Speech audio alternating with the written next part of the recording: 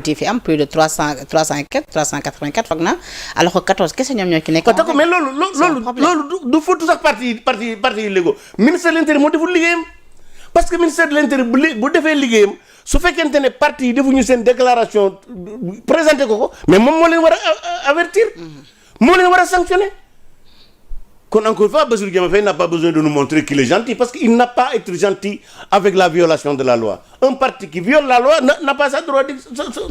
d'existence loolu moo am solo quoi maanaam li des mooy ay c'est vrai que ça c'est Macky Sall moo ko dugal ci constitution bi ay le statut de l'opposition ça je peux le comprendre quoique opposition laaj na mu am statut quand bien même boo xoolee constitution bi déjà mi ngi ci mais beneen bi des mooy le chef de l'opposition constitution du ko jox kenn ab loi du ko jox kenn ça s'incarne.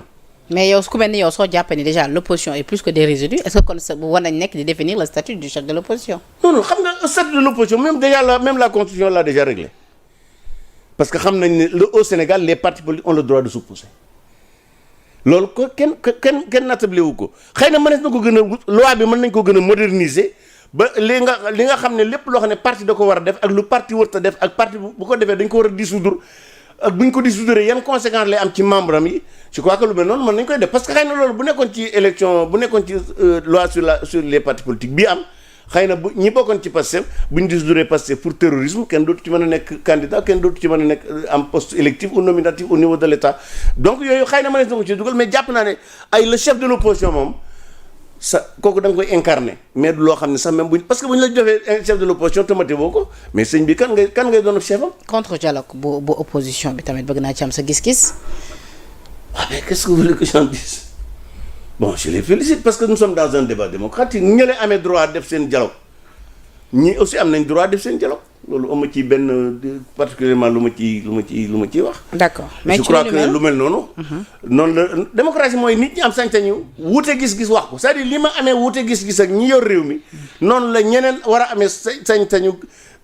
bokk wuute gis-gis ak ñeneen. d'accord ci boobu les contre dialogue nag l'ancien ministre Pape Malick Ndour yëkkati na fa ay kaddu déjà critiqué li nga xamante ni moom moo di gestion wu état bi également gestion plutôt du budget 2025 par l'actuel gouvernement da ko critiqué mais également nee na mu ngi sàkku à ce qu'il y ait plus de transparence ci li nga xamante ni moom moo di publication wu rapport trimestriel sur l'exécution budgétaire de l'année en cours également nee na parce que neen dëkk bi askan bi dañoo soxla li nga xamante ni moom moo di yooyu les informations également war nañu xamal suñuy ressources publiques ci naka lañ koy jëfandikoo trimestre par trimestre également fi mu daanelee moo di nee na état bu Sénégal tey ji dañu war a expliquer lu tax ñu contracté yeneen emprunt ci suñuy dëkkandoo yi ci mel ni Mali ak Côte d'Ivoire. bon xam nga pour ce qui concerne les rapports trimestriels kooku c'est une loi c'est-à-dire loi moo def obligation gouvernement bi tous les 3 mois mu def rapport exécution budgétaire du trimestre premier trimestre deuxième trimestre troisième trimestre ba quatrième trimestre il se trouve que pour le 2024 les 3 trimestres am na rapport bi génn gut mooy le dernier rapport du trimestre 2024 le dernier trimestre 2024 ba léegi génn gut te daa war a génn bi des mooy le premier trimestre de 2025 aussi ba léegi génn gut autrement dit en ne publiant pas ces 2 rapports le gouvernement du Sénégal est en train de violer la loi du Sénégal notamment le code de transparence maintenant lu tax lan la ñuy nëbb ba tax publier wuñu ko jàpp naa loolu aussi bokku ci jubal bokku ci jubanti bokku ci jub parce que nag jub ak jubal ak jubanti ci république mooy di def li yoon digle di bàyyi li yoon tere malheureusement ci côté boobu aussi effectivement liggéey bi des na maintenant vous savez que un emprunt obligataire da nga koy lancer rek dans l'espace l'emprunt obligataire bu ñu ko waxee rek c'est l'espace UEMOA du Sénégal lañ ko réserver c'est les pays membres de l'UEMOA ñoom ña fa dëkk ñi am ay banques ak yooyu ñoom ñooy souscrire donc il se trouve que cette fois-ci ñi gën a ëpp lu ñu souscrire Côte d'Ivoire lañ jóge ak Mali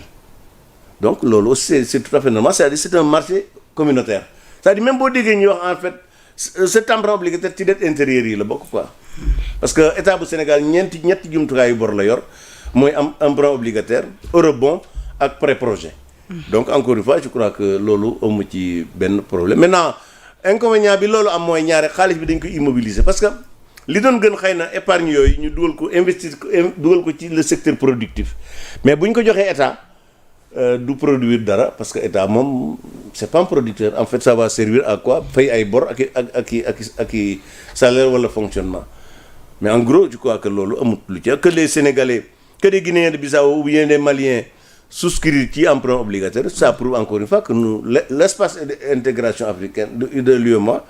ça marche c'est-à-dire que les pays les citoyens wóolu nañu état yi nga xam ne ñoo ko bokk. tey jii Guinée-Bissau bu demoon emprunt obligataire Sénégal yi daañu souscrire Maliens et cetera. Je crois que c'est une chose à encourager quoi. Maintenant li ma jàpp aussi dans l'espace UEMOA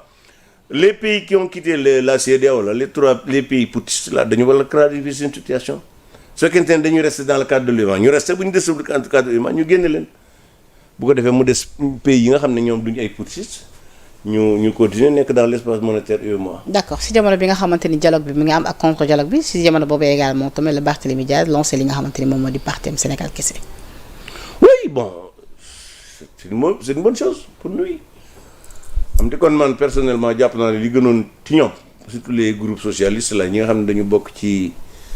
la famille de Senghor ñu def seen dialogue bopp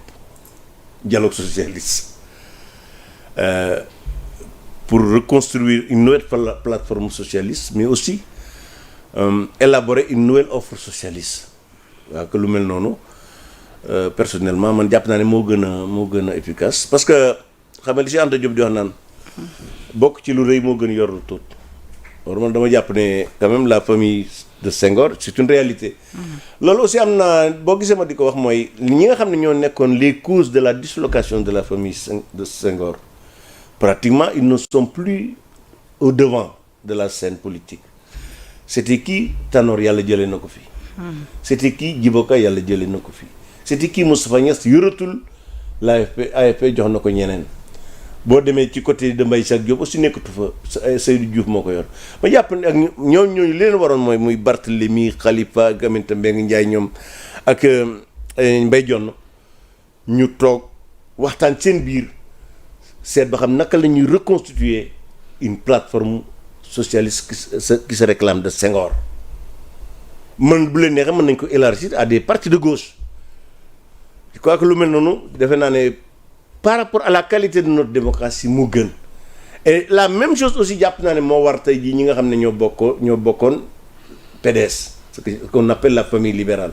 je crois que ñoom itam dañoo waroon a organiser un dialogue libéral xool ba xam def le bilan du libéralisme de 2012 à maintenant li ñu fi def ci lu baax li ñu fi def ci lu bon à partir de là ñu xool ba xam naka la ñuy mettre un cadre unitaire d'action mais surtout un cadre pour élaborer une nouvelle offre libérale. Moi je le dis d'autant plus que dama jàpp ne la meilleure alternative au populisme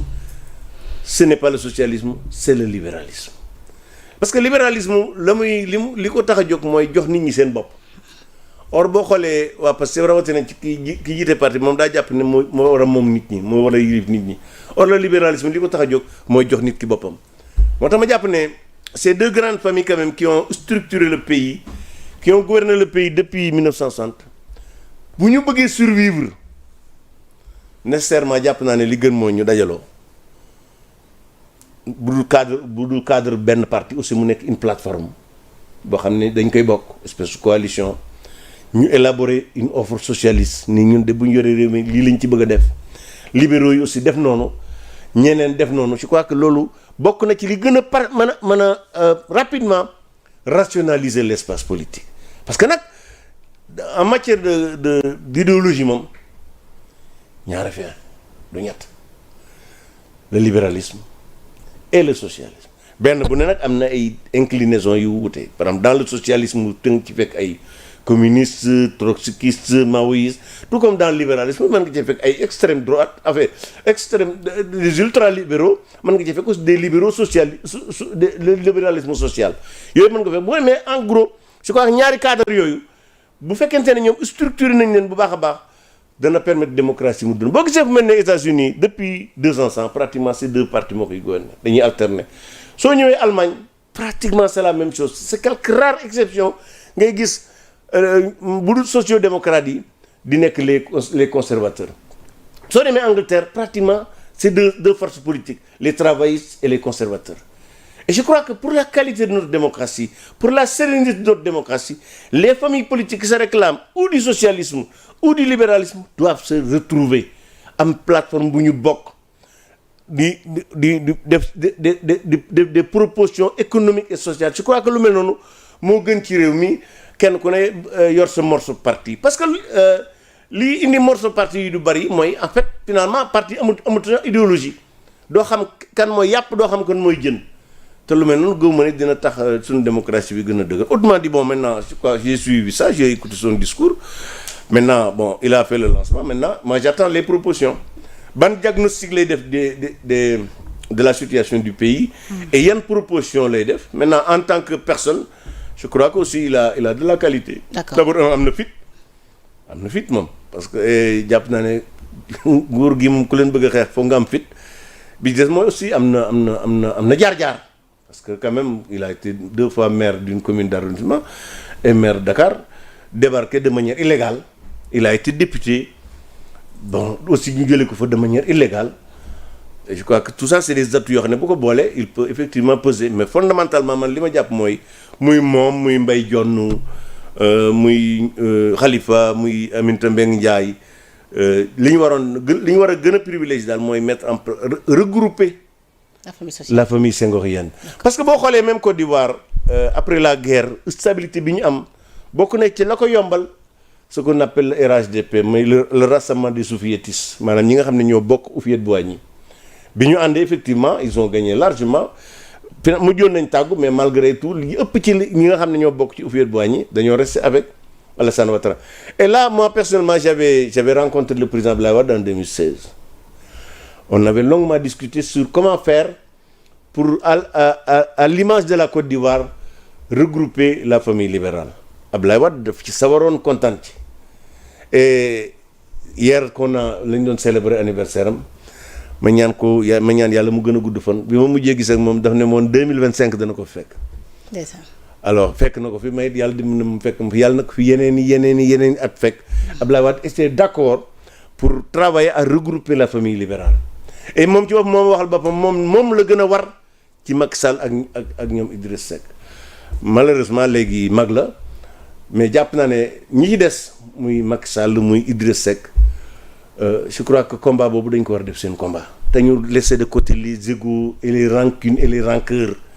te ñu jiital Sénégal pour vraiment tous ceux qui ont contribué avec Wade de 2014 à 2000. ba jël réew mi jusqu'en 2024 parce que boo xoolee depuis 2024 depuis 2000 c'est la mouvance plus moins